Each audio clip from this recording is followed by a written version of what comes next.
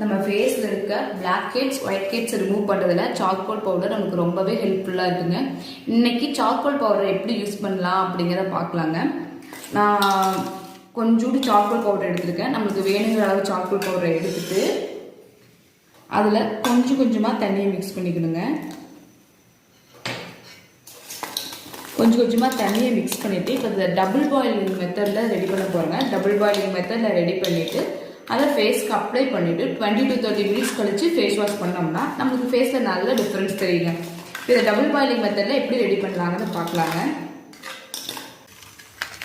இப்போது இது நல்லா டபுள் பாயிலிங் மெத்தடில் நல்லா மிக்ஸ் பண்ணுங்க.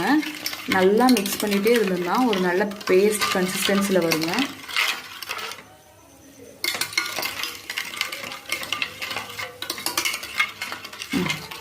இந்த ஸ்டேஜில் ஸ்டவ்வை ஆஃப் பண்ணிவிட்டு கொஞ்சம் சூடு